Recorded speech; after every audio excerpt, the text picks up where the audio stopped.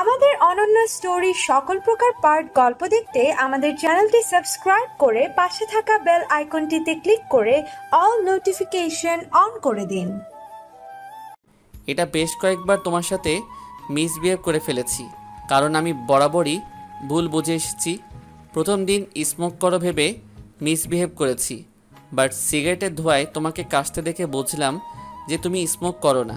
আর তারপর ওই দিন আমি ভেবেছিলাম তোমরাই সারাকে র্যাক করছো, তাই রাগের মাথায় ওসব বলে ফেলেছি। ওসব তার জন্যেও। আর সেদিন রাতে কিছু ঠিক করে না জেনেই তোমার গায়ে হাত তুলে ঠিক করিনি। আসলে সারাকে ওভাবে দেখে মাথা ঠিক ছিল না আমার।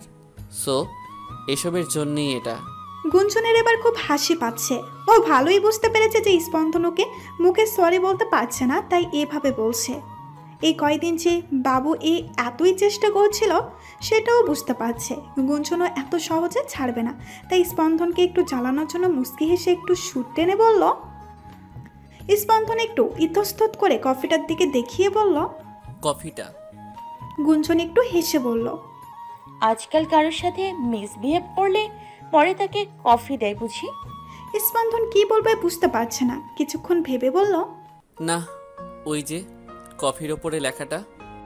গুঞ্জন মনে মনে ভাবল, আমাকে তুমি চেনো না স্পন্দন চৌধুরী।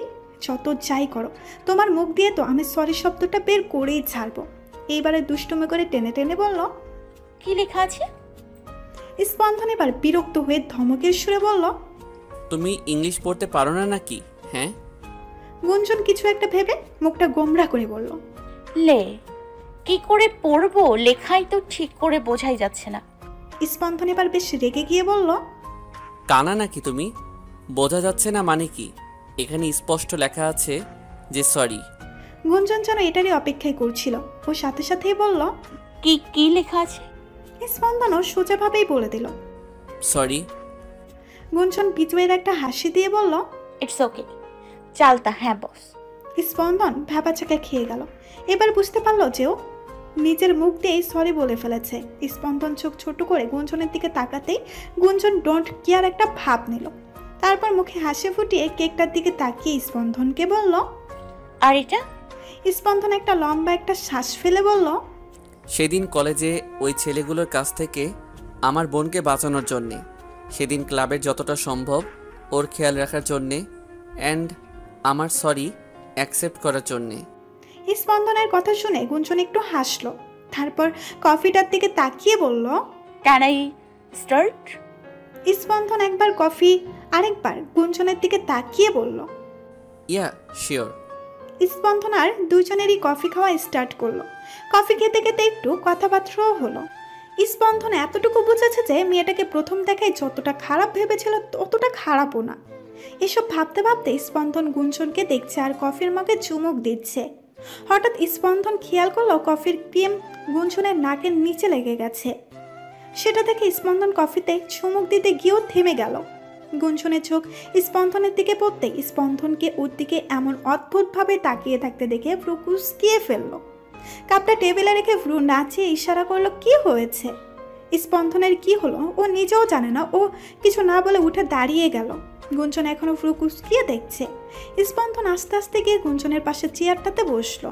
গুঞ্জন কিছু বলতে চাচ্ছিল, ঠিক তখন স্পন্দন নিজের হাত এগিয়ে নিয়ে গুঞ্জনের নাকের নিচে লেগে থাকা ক্রিমটা আঙুল দিয়ে মুছে দিল। গুঞ্জন তো পুরো বুকা বনে গেল। হঠাৎ করে এই ব্যাপারটা কি হলো সেটাই বুঝতে পারলো না। হঠাৎ এমন অদ্ভুত আচরণের মানে কি? ও শুধু অবাক দৃষ্টিতে ভ্রু কুঁচকিয়ে তাকিয়ে আছে স্পন্দনের দিকে। গুঞ্জনের দিকে তাকাতেই ওর অবাক দৃষ্টি দেখে হুঁশ এলো স্পন্দনের। এতক্ষণে বুঝতে পারলো যে ও কি করেছে। নিজের কাছে নিজেই অবাক হলো। ও যে এমন কিছু করতে পারে সেটাও নিজের কল্পনাতেও ছিল না। তারপর হালকা গলা ঝেড়ে ঠিকঠাক হয়ে বসে গুঞ্জনের দিকে তাকাতেই গুঞ্জন ভ্রু নাচিয়ে বলল, এটা কি হলো? স্পন্দন কিছুক্ষণ চুপ থেকে ইতস্তত করে বলল, অ্যাকচুয়ালি তোমার নাকের নিচে কফির ক্রিম লেগেছিল তাই। এইটুকু বলেই স্পন্দন চুপ হয়ে গেল। আসলে আর কি বলবে? গুঞ্জন কফির কাপটা আবার হাতে নিয়ে বলল, তা সেটা বললেই তো হতো। স্পন্দন একটু অবাক হলো। ও যা করেছে তাতে অন্য সব মেয়ে হলে তো লজ্জায় কুকড়ে যাওয়ার কথা, কিন্তু গুঞ্জনের মধ্যে সেরকম কোনো লক্ষ্য নেই। ও নিজের মতো করেই আবার কফি খেতে শুরু করলো। স্পন্দন একটা স্বস্তির নিঃশ্বাস ফেললো যে গুঞ্জন কিছু মনে করেনি। আর নিজের উপর একটু রাগ হলেও ও যে হঠাৎ এরকম কেন করলো ও? দুজনেরই করার পর স্পন্দন গুঞ্জনের দিকে তাকিয়ে চোখের ইশারায় বলল কেকটা খেতে। গুঞ্জন কেকের দিকে তাকিয়ে বলল ওকে। তারপর পাশ থেকে নাইফটা নিয়ে কেকটা কেটে একটা কিস নিয়ে সেটা পুরোটাই মুখে পুড়ে নিল। এরপর নিজে নিজেই কেকটা কেটে খেতে শুরু করলো। স্পন্দন একগাল হাত দিয়ে গুঞ্জনকে দেখছে আর ভাবছে ও একটা জলজান্ত মানুষ এখানে বসে আছে, অথচ একবার জিজ্ঞাসাও করলো না ও খাবে কি বা খেতে চায় বা চায় না, শুধু চুপচাপ দেখে যাচ্ছে। গুঞ্জন কেক খেতে খেতে হঠাৎ স্পন্দনের দিকে তাকাতেই দেখলো স্পন্দন গালে হাত দিয়ে ওর দিকে তাকিয়ে আছে। গুঞ্জন ফুসকিয়ে ফেললো। তারপর কিছু একটা ভেবে এক পিস কেক কেটে স্পন্দনের দিকে এগিয়ে দিল। স্পন্দন একটু হেসে বলল যাক, দয়া হলো তাহলে আমার ওপর। গুঞ্জন হেসে দিল স্পন্দনের কথাই। তারপর চোখ দিয়ে ইশারা করতে স্পন্দন গুঞ্জনের হাত থেকে কেক খেয়ে নিল। স্পন্দন একটু অবাকও হলো এই ভেবে যে মেয়েটা আসলেই অন্যরকম। অন্য কোনো মেয়ে হলে এতক্ষণে কত রকমের নাটক দেখাতো, কখনো লজ্জা পেত না, কখনো মাথা নিচু করে মুস্কি হাসতো। অথচ এই মেয়েটা কতটা নর্মাল আর ইজি। এসব ভাবতে ভাবতেই গুঞ্জন আবারও একটু কেক এগিয়ে দিল স্পন্দনের দিকে। স্পন্দন মাথা নেড়ে না করতেই গুঞ্জন নিজেই খাওয়া কমপ্লিট করলো। গুঞ্জন খাওয়া শেষ করতেই স্পন্দন বলল তো এবার ওঠা যাক। গুঞ্জন এবার টিস্যু দিয়ে মুখ মুছতে মুছতে বলল হ্যাঁ আপনি যান, আমিও যাচ্ছি। স্পন্দন ভ্রু কুচকিয়ে বলল আপনি যান, আমিও যাচ্ছি। মানে কি, সন্ধ্যা হয়ে গেছে, সো তুমি আমার সাথেই যাচ্ছ? গুঞ্জন টিস্যুটা রেখে হেসে বলল আপনার কি মনে হয় রাত দিন আমার কাছে ম্যাটার করে? স্পন্দন একটা ছোট্ট শ্বাস ফেলে বলল আমি জানি ম্যাডাম, আপনি খুব সাহসী, একাই চলতে পারেন, বাট আমি তোমাকে নিয়ে এসেছি অ্যান্ড তোমার বাইক ও আমি তোমাকে বাড়ি পৌঁছে দেব। গুঞ্জন কিছু বলবে তার আগেই স্পন্দন ওকে থামিয়ে ফলে উঠল। অ্যান্ড এটা নিয়ে আর কোনো কথা আমি শুনছি না। গুঞ্জন কিছু না বলে একটা ছোট্ট শ্বাস নিল। কি আর বলবে, স্পন্দনে তো সব বলে দিয়েছে। তারপর দুজনেই একসাথে বাহিরে গেল। গাড়িতে তেমন কোনো কথা হয়নি ওদের মধ্যে। গুঞ্জনদের বাড়ির সামনে গিয়ে গাড়ি থামতেই গুঞ্জন সিট বেল্ট খুলে স্পন্দনের দিকে তাকিয়ে বলল থ্যাঙ্কস। স্পন্দন মুস্কি হেসে বলল বাই। গুঞ্জনও বাই বলে গাড়ি থেকে নেমে চলে গেল। আর স্পন্দনও গাড়ি স্টার্ট করে চলে গেল বাড়ির দিকে। রাতে ডিনারের পর মেঘলা নিজের রুমে বসে অফিসের কিছু ফাইল চেক করছে ওর ল্যাপটপে। হঠাৎ গুঞ্জন এসে পেছন থেকে জড়িয়ে ধরে বলল কি দেখছো? মেঘলা ল্যাপটপে চোখ রেখে একটু হেসে বলল একটু অফিসের কাজ করছি, তুই তোরটা বল, আজ এত তাড়াতাড়ি? গুঞ্জন বেডে হেলান দিয়ে বলল ওই কিছু করা ছিল না, তাই চলে এলাম। এবার তুমি বলো তোমার কেমন চলছে নতুন অফিস? মেঘলা টাইপ করা থামিয়ে গুঞ্জনের দিকে তাকিয়ে বলল বেশ ভালো, বস যদিও খুব একটু সিক্রেট টাইপ, বাট এমনিতে ভালো।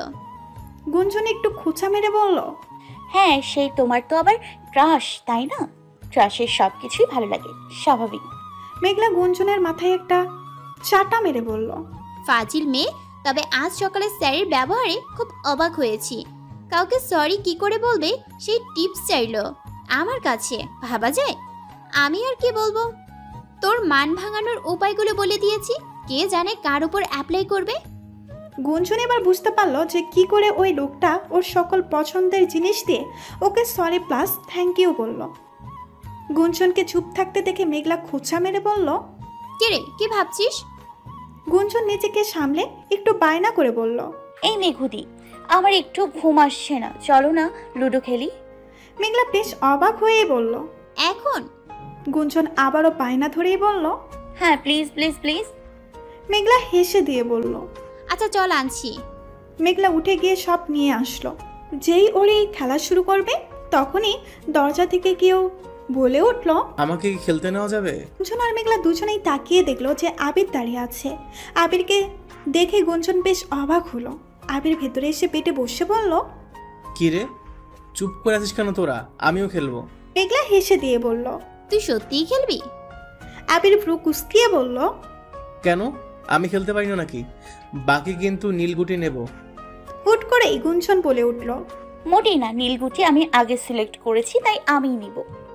আবির বিরক্ত হয়ে বলল আজব, আমি বড় তাই আমি যা বলবো তাই হবে। গুঞ্জন রেগে গিয়ে বলল। ভাইয়া এটা কিন্তু ঠিক হচ্ছে না। আবির নীল গুটিগুলো হাতে নিয়ে বলল। এটাই ঠিক। গুঞ্জন হাতে একটা বালিশ নিয়ে আবিরকে মারতে গিয়ে গুঞ্জন থেমে গেল। কিছুক্ষণের জন্য হলেও নিজের শৈশবে ফিরে চলে গিয়েছিল। ছোটবেলায় দুইজনে এসব নিয়ে কত দুষ্টুমি করত, ঝগড়া করত। এইসব ভেবেই বুকটা ভার হয়ে আসছে ওর। তবুও নিজেকে সামলে চুপচাপ লাল গুটিগুলো নিয়ে বসে পড়ল। আবির একটু হেসে নীল গুটিগুলো গুঞ্জনের হাতে দিয়ে লাল গুটিগুলো নিয়ে গেল। গুঞ্জন শুধু একবার তাকালো আবিরের দিকে, কিন্তু কিছু বলল না। এরপর তিনজনে মিলে লুডো খেলা শুরু করলো। খেলার মধ্যে আবির বারবার চিটিং করে আর গুঞ্জন না চাইতেও রেগে ছোটবেলার মতো রিয়াক্ট করছে, যেটা আবির আর মেঘলা মনে মনে খুব এনজয় করছে ওর সেই ছোট্ট গুটিগুলোকে দেখার জন্য। আসলে আবির ইচ্ছে করে এসব করছে। শৈশবের কিছু কিছু স্মৃতি এমনই হয়, মনে দাগ কেটে রেখে যায়। বড় হওয়ার সাথে সাথে হয়তো সব বদলে যায়, মানুষের মন, পরিবেশ, পরিস্থিতি, কিন্তু এইসব স্মৃতিগুলো ঠিক মনের কোনো এক কোণেই রয়ে যায়। সকালবেলা স্পন্দন নিচে নেমে সোফায় বসে কফি খাচ্ছে আর নিউজ পেপার পড়ছে। তখন সারা আস্তে আস্তে ওর পাশে বসলো, কিন্তু স্পন্দন কোনো রিয়াক্ট না করেই নিজের মতো নিউজ পেপার পড়ে যাচ্ছে। সেটা দেখে সারা একটু কাশলো, কিন্তু স্পন্দন তাকালো না ওর চোখ পেপারে। সারা এবার একটু জোরে কাশি দিল। স্পন্দন এবার পেপার নামিয়ে বিরক্ত হয়ে সারার দিকে তাকিয়ে বলল, কি হয়েছে? এভাবে কাশিস কেন? যক্ষা রোগে আক্রান্ত হয়েছিস নাকি? সারা এবার একটু মেকি হেসে বলল, হ্যাঁ আমি ঠিক আছি, তুই ঠিক আছিস তো?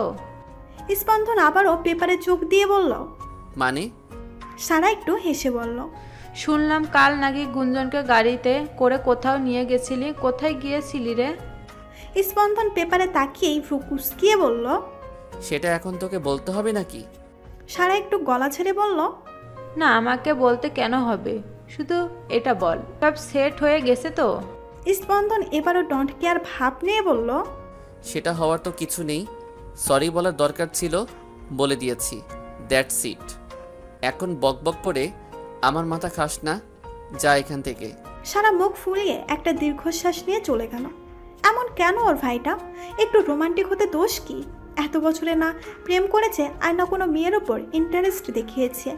কথায় ভাবলো যে গুঞ্জনের প্রতি হয়তো একটু উইক হবে, বাট এ তো পুরো বেঁকে আছে। আর স্পন্দন পেপারটা নামিয়ে সারা যাওয়ার দিকে তাকিয়ে ভাবলো মেয়েটার সাথে খারাপ ব্যবহার করে ভুল করেছে, তাই সরি বলেছে। That's enough. এখনও ওর রাস্তায় আর গুঞ্জন ওর নিজের রাস্তায়। ওদের দুজনের জীবন আলাদা, পথ আলাদা, গন্তব্য আলাদা।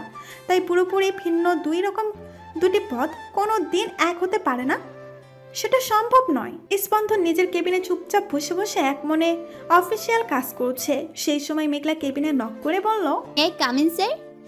স্পন্দন কাজ করতে করতেই বলল, কামিন। মেঘলা ভেতরে ঢুকে একটা ফাইল স্পন্দনের দিকে এগিয়ে দিয়ে বলল, স্যার আমি ফাইলটা কমপ্লিট করে ফেলেছি, আপনি একটু চেক করে নিন। স্পন্দন কাজ করতে করতে মেঘলার দিকে না তাকিয়েই বলল, রেখে দিন, আমি চেক করে নেব। মেঘলা মাথা নেড়ে ফাইলটা টেবিলে রেখে যেতে নিয়েও থেমে গেল। তারপর অনেকটা ইতস্তত করে পেছনে তাকিয়ে বলল, স্যার একটা কথা বলবো? স্পন্দন এবারও ল্যাপটপে চোখ রেখেই বলল। বলুন। মেঘলা একটু গলা ছেড়ে বলল, স্যার সেদিন যাকে সরি বলতে চেয়েছিলেন তাকে সরি বলেছেন? স্পন্দন এবার কাজ করা থামিয়ে দিয়ে মেঘলার দিকে তাকিয়ে বলল, ও ইয়েস, অ্যান্ড তার জন্যে আপনার একটা থ্যাঙ্কস পাওনা আছে। কথাটা শুনে মেঘলা খুশি হয়ে বলল, তার মানে সে সরি অ্যাকসেপ্ট করেছে? স্পন্দন আবারও ল্যাপটপে চোখ রেখে বলল, হ্যাঁ করেছে। আপনার আইডিয়াটা বেশ কাজে দিয়েছে। আপনার বোনের মতো ওরও ওগুলো বেশ পছন্দ হয়েছে, অ্যান্ড তার জন্যে থ্যাঙ্কস। মেঘলা মুচকি হেসে বলল। You are welcome sir. এরপর একটু দাঁড়িয়ে থেকে তারপর মেঘলা বলল, স্যার আসছি। স্পন্দন এবারও ল্যাপটপে চোখ রেখেই বলল, হ্যাঁ আসুন। মেঘলা চলে গেল কেবিন থেকে, আর স্পন্দনও নিজের কাছে মনোযোগ দিল। সময় খুব বিচিত্র একটা জিনিস, এক মুহূর্তের জন্যও থামে না। ওর না আছে কোনো ক্লান্তি, না আছে কারো প্রতি কোনো সহানুভূতি। ও কারো পরোয়া না করে, কারো অসুবিধার কথা না ভেবে নিজের মতো চলতে থাকে। সময়ের আরেকটা অদ্ভুত দিকও আছে। আইনস্টাইন যখন ওনার আপেক্ষিকতার তত্ত্ব প্রদান করে, তখন এক প্রেস কনফারেন্সে এক তরুণ সাংবাদিক বিজ্ঞানী আইনস্টাইনকে তার আপেক্ষিক তন্ত্র সম্পর্কে ব্যাখ্যা করতে বলে আইনস্টাইন কৌতুক করে বললেন যে যখন একজন লোক কোনো সুন্দরীর সঙ্গে 1 ঘন্টা গল্প করে তখন তার কাছে মনে হয় যেন 1 মিনিট পার হয়েছে, কিন্তু যখন তাকে কোনো গরম উনুনের পাশে 1 মিনিট দাঁড় করিয়ে দেওয়া হয় তবে তার মনে হবে সেই 1 ঘন্টা ধরে দাঁড়িয়ে আছে। এটাই আপেক্ষিক তত্ত্ব।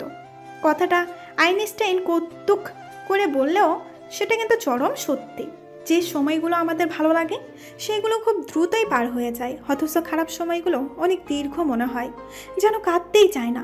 দেখতে দেখতে 1 সপ্তাহ কেটে গেছে, অথচ মনেই হয় না যে 7-8টা দিন কেটে গেছে।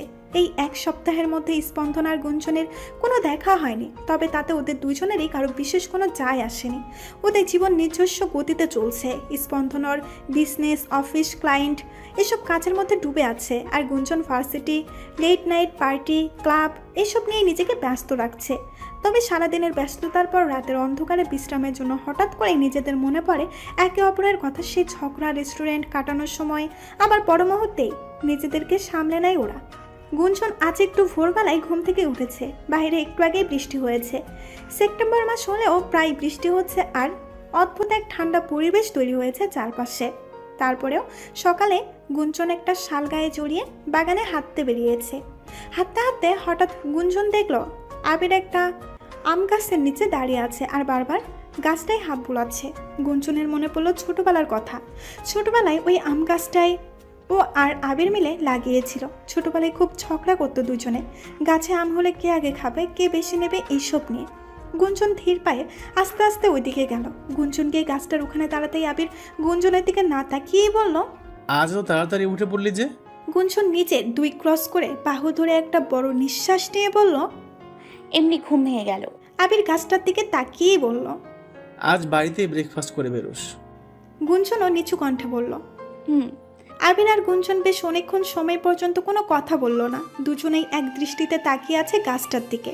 হঠাৎ করেই গুঞ্জন বলে উঠল, জানিস ভাইয়া, তোর চলে যাওয়ার পর রোজ দুবেলা আমি এই গাছটাই পানি দিতাম, যত্ন করতাম। যখনই তোর কথা খুব মনে পড়তো তখন এই গাছটার কাছে এসে বসে থাকতাম। প্রতিবেলা খাবার নিয়ে এসে এখানে বসে বসে খেতাম।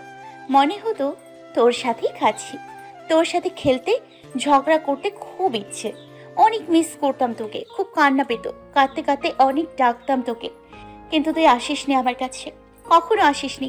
কথাগুলো বলতে বলতে গুঞ্জনের গলা ধরে আসছিল। আবির আর 1 মুহূর্তেও দেরি না করে হন হন পায়ে চলে গেল ভেতরে। আসলে নিজের চোখে জলকে আড়াল করার জন্যই এটা করেছে। আবির চলে যেতেই গুঞ্জন এতক্ষণ আটকে রাখা চোখের জলটা ছেড়ে দিল। ও সহজে কাঁদতে চায় না, কিন্তু নিজের আবেগকে চাইলেও সবসময় দমানো চায় না। এদিকে আবিরও নিজের রুমে গিয়ে 2টো শো পিস ভেঙে ফেলে দিল। নিজেকে খুব বেশি অপরাধ মনে হচ্ছে ওর। প্রত্যক্ষ বা পরোক্ষভাবে আজ ওর জন্যই ওর বোনের এই অবস্থা। সেটা ও চাইলেও কিছুতেই অস্বীকার করতে পারবে না। এখন শুধু আল্লাহর কাছে এতটুকুই প্রার্থনা করে ওর বোনের জীবনে যাতে এমন কেউ আসে যে ওর সব কষ্ট ভুলিয়ে ওকে সুখে রাখবে, আর আসার কারণে ওর জীবনটা আবারও আগের মতো সুন্দর হয়ে উঠবে। সন্ধ্যা হয়ে আসছে। স্পন্দন অফিসের কাজ সেরে আজ একটু তাড়াতাড়ি বাড়ি ফিরে আসছে।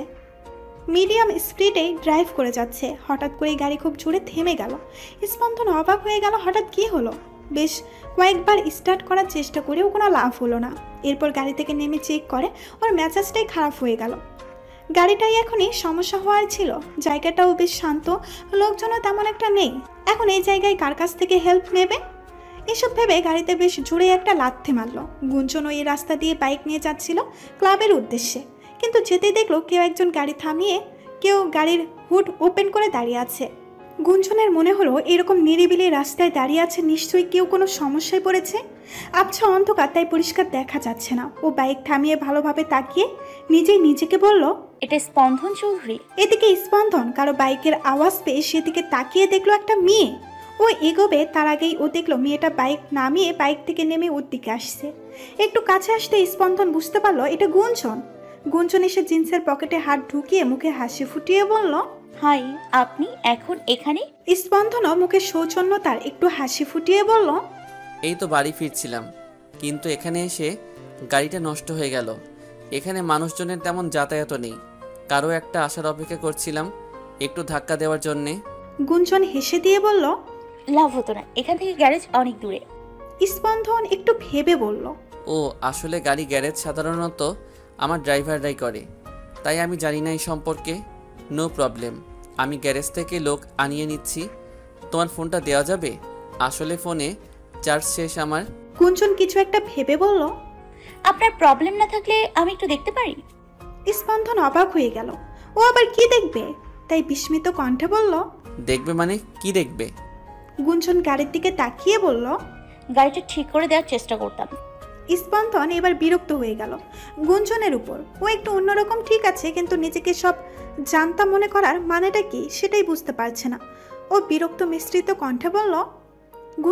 আচ্ছা, নিজেকে ঠিক কি মনে করো তুমি? এটাই যে তুমি সব জানো আর সব পারো? গুঞ্জন নিজেও একটু বিরক্ত হয়ে বলল। আজব, আমি কখন বললাম আমি সব পারি? জাস্ট বলেছি একটু দেখি। আপনি শাড়ির মতো চেঁচাচ্ছেন কেন? স্পন্দন ভ্যাবাচেকা খেয়ে গেল গুঞ্জনের কথায়। তারপর রেগে বলল। কি বললে? আমি সার? তুমি হোয়াট এভার, কি করতে চাইছো তুমি? গুঞ্জন গাড়িটার দিকে তাকিয়ে বলল। দেখতেই পারবেন। বলে স্পন্দনের হাতে ওর ফোনটা ধরিয়ে দিয়ে শার্টের হাতা ফ্লোর করতে করতে গাড়ির কাছে হুডের ভেতরে কিছুক্ষণ নাড়াচাড়া করলো। স্পন্দন শুধু হাত ভাঁজ করে কুঁচকিয়ে দেখছে। গুঞ্জন গাড়ি থেকে সরে আসতেই স্পন্দন একটু ব্যাঙ্গের স্বরে বলল। কি হয়েছে? ইঞ্জিনিয়ারিং শেষ, ঠিক হয়ে গেছে গাড়ি? গুঞ্জন স্পন্দনের ব্যাংকে প্রাধান্য না দিয়ে বলল। রেঞ্জ, র্যাম্প, ব্লকার এসব আছে আপনার কাছে? স্পন্দন একটু কুঁচকিয়ে বলল। হ্যাঁ, ডিকিতে আছে। কেন? একটু দেয়া যাবে? স্পন্দন কথা না বাড়িয়ে গাড়ির ডিকি থেকে একটা ব্যাগ এনে দিল। গুঞ্জন ব্যাগ থেকে ওর প্রয়োজনীয় জিনিসগুলো নিয়ে গাড়ির নিচে ঢুকতে গেলেই স্পন্দন আটকে দিয়ে বলল। আরে কি করছো কি? গুঞ্জন বিরক্ত হয়ে বলল। এত না চেঁচিয়ে কাজ করতে দিন আমাকে। বলে স্পন্দনের উত্তরের অপেক্ষা না করেই মুখে ছোট্ট টস পুড়ে গাড়ির নিচে চলে গেল গুঞ্জন। স্পন্দন ভাবছে এই মেয়ে কি করছে ওর গাড়ি নিয়ে কে জানে। ও শুধু পায়চারি করছে এইদিক ওইদিক। বেশ অনেকক্ষণ পর গুঞ্জন বেরিয়ে এলো। স্পন্দন অবাক হয়ে গিয়ে তাড়াতাড়ি ফোনের টর্চ লাইট অন করে ধরে দেখলো যে গুঞ্জনের মুখে হাতে জামায় হালকা হালকা কালি লেগে আছে। স্পন্দন কিছু বলবে তার আগেই গুঞ্জন গিয়ে গাড়ির হুডের ভেতরে একটু কাজ করে হুড বন্ধ করে হাত ছাড়তে ছাড়তে গাড়ির ভেতরে ঢুকে চাবি দিয়ে গাড়ি স্টার্ট করে দিয়ে নেমে এসে বলল। নিন, আপনার গাড়ি ঠিক হয়ে গেছে। স্পন্দন তো অবাকের চরম পৌঁছায়। এই মেয়ে গাড়িও ঠিক করতে জানে, ইন্টারেস্টিং। গুঞ্জন ওর সামনে এসে বলল। আমার ফোনটা? স্পন্দন ফোনটা গুঞ্জনের হাতে দিয়ে কিছু বলতে নেবে তার আগেই গুঞ্জন থামিয়ে দিয়ে বলল। থ্যাঙ্কস বলতে হবে না, এগুলো আমি করেই থাকি। বলে চলে যেতে নিলেই স্পন্দন বলল। কোথায় যাচ্ছিলেন মনে হয়? গুঞ্জন দাঁড়িয়ে গিয়ে পেছনে ফিরে বলল। যাক, একটা ভালো কাজ হলো তাহলে আমার দ্বারা। গুঞ্জন ফ্রুকুসকে মাথাটা একটু এগিয়ে নিয়ে বলল। স্পন্দন নিজেকে সামলে নিয়ে বলল। না, কিছু না। গুঞ্জন একটা ছোট্ট শ্বাস ফেলে বলল। বাই। স্পন্দনও মুখে একটু হাসি ফুটিয়ে নিয়ে বলল। বাই। গুঞ্জনকে বাইকে বসে বাইক স্টার্ট করে চলে গেল। আর স্পন্দন গুঞ্জনের যাওয়ার দিকে তাকিয়ে রইল। মেয়েটা সত্যি সবার থেকে আলাদা, অনেকটা আলোর ফোটন কণার মতো। সকলের চোখের দৃষ্টিতে এরকম, আর সবার চোখের দৃষ্টির বাহিরে অন্যরকম কিছু তো আছে মেয়েটার মধ্যে, যেটা সাধারণত চোখে কেউ দেখতে পায় না। কিছুক্ষণ এসব ভেবে নিজের অজান্তেই হালকা হাসলো স্পন্দন। গুঞ্জন বাড়িতে আসতেই মেঘলা সোফা থেকে উঠে দাঁড়িয়ে অবাক হয়ে বলল। কিরে, তোর জামা কাপড়ে মুখে এত কালি কিসের? মিসেস নীলিমাও বললেন। কি ব্যাপার, এই অবস্থা কি করে করলে? গুঞ্জন কিছু বলবে তার আগেই গুঞ্জনের কাকি বলে উঠলেন। এখন তো শুধু মুখে কালি মেখে এসেছে, দেখবে একদিন এই পুরো বংশের মুখে কালি মাখবে এই মেয়ে। গুঞ্জন চলে যেতে নিলেও থেমে গেল। আজকে কেন জানি না কাকির কথা শুনে ওর মাথা গরম হলো না, তবে না রাখলেও একটা যোগ্য জবাব দেওয়ার ইচ্ছে ঠিক হলো। তাই ও সোজা টি টেবিলটা টেনে ওর মামির বরাবর নিয়ে গিয়ে বসলো। মিসেস নীলিমা আর মেঘলা তো অবাকই হলেন, সাথে মিসেস অনিলাও অবাক হলেন। গুঞ্জন একটু হেসে বলল। হ্যাঁ, ঠিকই বলেছ। আচ্ছা কাকি, তুমি আমার কাকাকে বিয়ে করেছো কত বছর বয়সে? মিসেস অনিলা একটু অবাক হলো, তবুও ইতস্তত করে বলল। কেন, 18 বছর বয়সে। গুঞ্জন নিজের চেহারাটা একটু ভাবুক করে বলল। আমার এখন 20। তার মানে আমার চেয়ে 2 বছর ছোট বয়সেই তুমি আর কাকা বিয়ে করেছো। গুঞ্জনের মা একটু বিরক্ত হয়ে বলল, কি সব বলছো তুমি এসব? এগুলো জেনে তুমি কি করবে? গুঞ্জন মুখে একটু মেকি হাসি ফুটিয়ে বলল, আচ্ছা, বাড়িতে সবাই যখন কথা বলে তখন তুমি চুপ করে শুয়ে থাকো, একমাত্র আমি কথা বললেই সেই কথাই দোষ খুঁজে পাও, তাই না? এনিওয়ে কাকি, আমি ঠিক বলছিলাম তো? মিসেস অনিলা ফ্রু কুচকিয়ে কিছুক্ষণ গুঞ্জনের দিকে তাকিয়ে থেকে বললেন, হ্যাঁ তো। গুঞ্জন এবার 2 হাতের আঙুলগুলো এক করে বলল, তো আমি যতটা শুনেছি তুমি তো তোমার বিয়ের দিন বাড়ি থেকে পালিয়ে এসে কাকাকে বিয়ে করেছিলে, তাই না? গুঞ্জনের কাকি চমকে উঠল। গুঞ্জন যে হঠাৎ এমন কিছু বলে উঠবে সেটা উনি ভাবতেও পারেনি। গুঞ্জনের মা আর মেঘলাও অবাক হলো অনেকটা। মিসেস অনিলা ইতস্তত করে বলল, কি কি বলতে চাইছিস কি তুই? গুঞ্জন মুখে হালকা একটু বাঁকা হাসি ফুটিয়ে বলল, না মানে শুনেছি তোমার 18 বছর বয়সে তোমার বাবা তোমার বিয়ে ঠিক করেছিল, কিন্তু তুমি সোজা বিয়ের দিনই কাকার সাথে পালিয়ে এসছো। মিসেস অনিলা একটু গলা ছেড়ে তুতলিয়ে বললেন, হ্যাঁ তো। গুঞ্জন একটু সোজা হয়ে বললেন, যেই বংশের মেয়ে সোজা বিয়ের আসর থেকে পালিয়ে যায়, আমার মনে হয় সেই বংশের মুখে কালি পড়ে। পাড়া প্রতিবেশী, পাত্রপক্ষ, সমাজ, সবার কত অপমান সহ্য করতে হয় বলো তো। সো যেটা আমি ভবিষ্যতে করব বলে তুমি মনে করছো, সেটা তুমি আমার চেয়ে 2 বছর ছোট বয়সেই করে এসছো। মজার না? অনিলা বেগম আর কি বলবে? গুঞ্জনের প্রশ্নের কোনো উত্তর নেই ওনার কাছে, তাই ভেংচি কেটে মুখ ঘুরিয়ে বসে রইলেন। মিসেস নীলিমা কোনো প্রতিক্রিয়া না দেখলেও মেঘলা মিটমিটিয়ে হেসে যাচ্ছে নিজেরই মায়ের হেনস্থা দেখে। আবির এতক্ষণ দরজায় দাঁড়িয়ে শুনছিল। গুঞ্জন উঠে রুমে যেতে নিলেই আবির আস্তে করে বলল, শোন। গুঞ্জন দাঁড়িয়ে গেল। আবির একবার বাকি সবার দিকে আর চোখে তাকিয়ে মুচকি হেসে আবারও আস্তে করে বলল, মাথা গরম করে চেঁচামেচি না করে সবসময় এভাবেই সাইলেন্টলি মুখ বন্ধ করে দিবি, ঠিক আছে? কাজে দেবে। গুঞ্জন আবিরের দিকে তাকিয়ে টেডি স্মাইল দিল, তারপর ভেতরে নিজের রুমে চলে গেল। আর আবির গুঞ্জনের দিকে তাকিয়ে হেসে দিয়ে নিজের রুমে চলে গেল। আরও 3 দিন কেটে গেল। সব কিছু স্বাভাবিক চললেও স্পন্দন আর গুঞ্জনের মনের মধ্যে হঠাৎ করেই একে অপরের মনের কথা মনে পড়ে যাওয়ায় অসুখ দেখা দিচ্ছে। বলা নেই কওয়া নেই, হঠাৎ অদ্ভুতভাবে স্মরণ করে একে অপরকে। খেতে খেতে কাজের মধ্যে বিনা নোটিশে একে অপরের মনের মধ্যে এসে ধাক্কা দেয়। স্পন্দনরা সবাই মিলে একসাথে ব্রেকফাস্ট করছে, এমন সময় স্পন্দনের বাবা বলে উঠলেন, সারা, তোমাদের ভার্সিটিতে আবার প্রোগ্রাম কবে হবে রে? ওই মেয়েটার গান শোনার জন্য মনটা ছটফট করছে। মিসেস চৌধুরীও সম্মতি দিয়ে বলল, হ্যাঁ, কথা হয় না তোর মেয়েটার সাথে? সারা মুখ গোমরা করে না বোধক মাথা নাড়ালো। তারপর স্পন্দনের দিকে এক পলক তাকালো। স্পন্দনও এক মনে খেয়ে যাচ্ছে। মিসেস চৌধুরী অবাক হয়ে বললেন, কেন? সারা নিচু কণ্ঠে বলল, আসলে ভাইয়া। সবাই বুঝতে পারলো, তাই কেউ আর কোনো কথা বাড়ালো না। স্পন্দন কিছুক্ষণ চুপ থেকে গলা হালকা ছেড়ে বলল, সেটা তখন বলেছিলাম, এখন যদি চাস তো কথা বলতে পারিস। 3 জনেই অবাক হয়ে তাকালো স্পন্দনের দিকে। সকলের এই দৃষ্টিতে স্পন্দন একটু আনইজি ফিল করলো, তাই কোনো রকম খাওয়া শেষ করে গেল। ওনারা 3 জনে স্পন্দনের যাওয়ার দিকে তাকিয়ে মুসকে মুসকে হাসতে শুরু করলো। মিস্টার চৌধুরী বললেন,